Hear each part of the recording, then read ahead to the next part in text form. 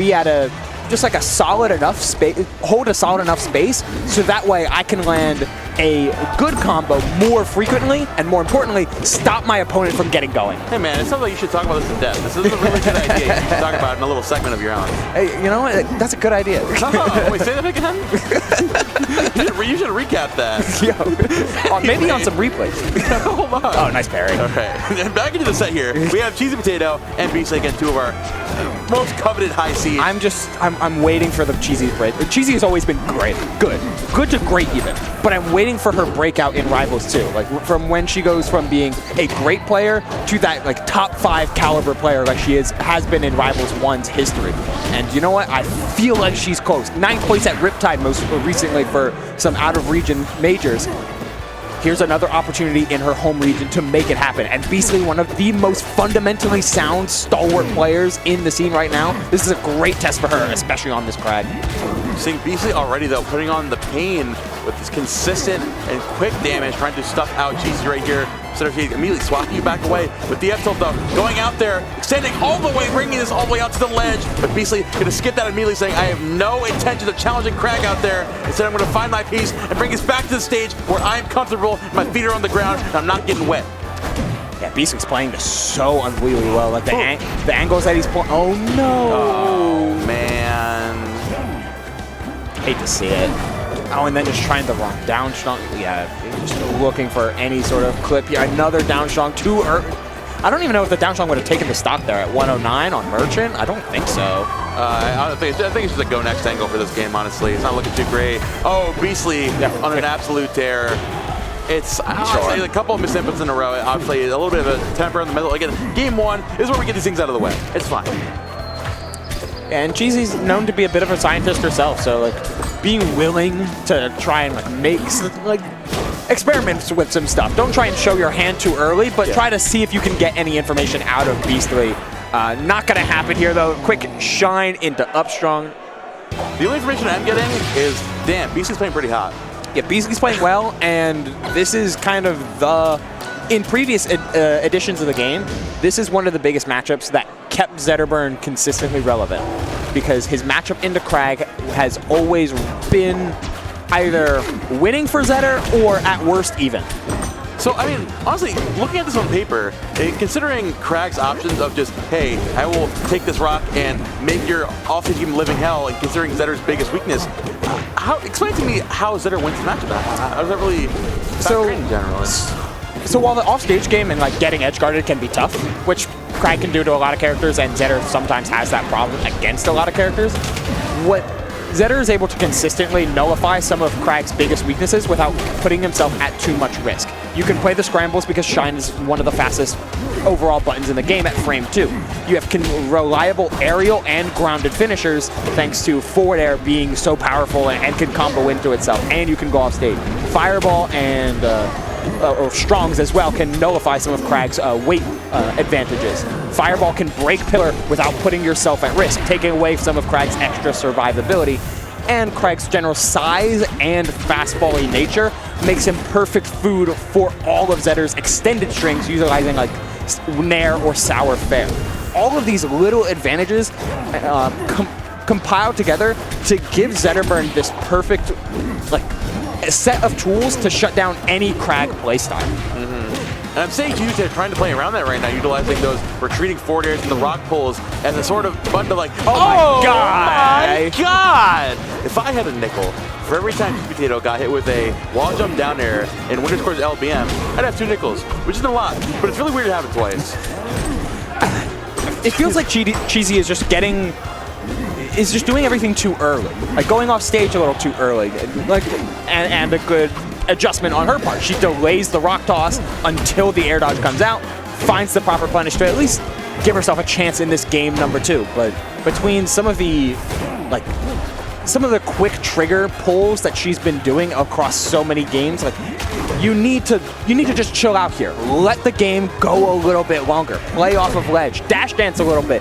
Let Beastly at least try to get a little bit antsy to rush this game.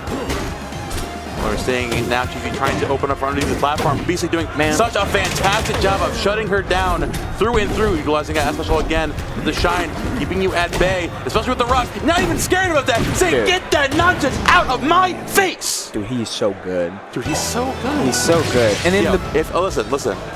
Beastly, watching Beastly be so good if you don't have a Beastly in your ear tweeting. All right? Yeah, true. If you don't get Beastly's his own worst enemy. Yo, put the Twitter down. You're the best player in the world. Log out, my guy. No more. What's always been Cheesy's bread and butter is like the ledge game and in general off-stage mix-up that she gains with potent wall techs and potent pillar play. Up air? Okay. But Beastly... We're trying to mix up here. I can appreciate that at least. And Beastly's been shutting that down. Like, he's playing with Cheesy in her court, in her game plan, and just doing it better. Or at least making sure she can't do it, which goes back to what I was saying earlier about setting up systems that prevent your opponent from being in the place where they want to succeed. Now we have Beastly trying to chase down Cheesy on top of this Fire Capital platform. Double rock out, triple coming out of the corner as well. Now shutting off that avenue, trying to escape from the ledge. This is where Cheesy wants you to be. Rocking it, tossing it all the way out there again, waiting out the air dodge. You have no other option to make it back, and Kragg is home where he belongs.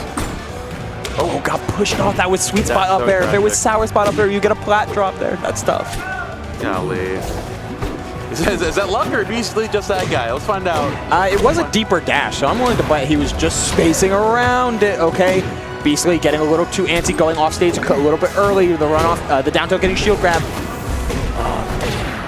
Man, Cheesy definitely did not want to pull pillar there. Just wanted to go pillarless to ledge and was just a little too low. And that rocket in, waiting for Cheesy to make an option right there. Big parry on those rock rockets as well. Not going to find the high recovery on that essential. And now waiting for Beastly to go all the way up there too. Nice forehug there on that down tilt, forcing Beastly back. Trying to get over aggressive, finds his own little combo at this low percent. Again, can't find the spike. Beastly with another reversal. He's been absolutely on the money. He's insane for chasing Kragg off there so often. What's normally so good about like just Zetterburn in general and Beastly Zetterburn is how amazing they are at on stage, like playing off of platforms and keeping everything on stage. It's nuts how fantastic Beastly has been at finding the premier reversals in the off-stage game and making Cheesy uncomfortable. Like, that's why we're going to a big stage. Well, one of the reasons why we're going to a big stage like this. I honestly think this is the new man. Like, this is absolutely insane. Oh, no. We need to stop yesterday, because if we don't, that's going to be Beastly closing it out in a swift and clean 3-0. Punching is taking it to winner's side, top 8. That's just that. Like, it's just perfect, right? Like, let's see that. Let's see that final stock again, right? Because all of this like off-stage game, which I'm gonna reset and let play in half speed. All of this like corner play and off-stage play is designed to get Cheesy to want to come back on stage earlier than she's ready to. Like, Cheesy is so used to playing off the wall with wall techs or pulling a pillar up and then hanging out there for a little bit while your opponent gets a little antsy. What Beastly is doing with things like charge shine or drop zone nair or forward air or down air, whatever it ends up being, is saying, hey Cheesy, you don't get to play at your timing. You get to play your game. I'm willing to come down there with you, but the mix-up is still going to keep going. You're not at your pace. You're at my pace in your game. And that completely throws off any preemptive game plan and sets up for these like weird scrambles where Cheesy gets an opportunity but then messes up the edge guard. And in a weird scramble, you know what the best move in the game is? A frame 2 shine. Yeah, I don't think it's a hot take, man. Yo, we need to get something quick. Here's something that comes out quick. Bam. Like that. You know, it's typically seen as pretty good to have a quick reversal and a just generally strong grounded tool like that, especially since it converts into one of a premier stock taking moves and up strong immediately after if you're not instantly ready to floor hug it, which if Cheesy's like doing neutral get up and trying to do runoff, to do like runoff back air or like jump anything, jump nair, something like that. Oh, you're not floor hugging that. You're not doing the best counterplay to shine in that moment. Surprise, surprise, here's an up strong. Like,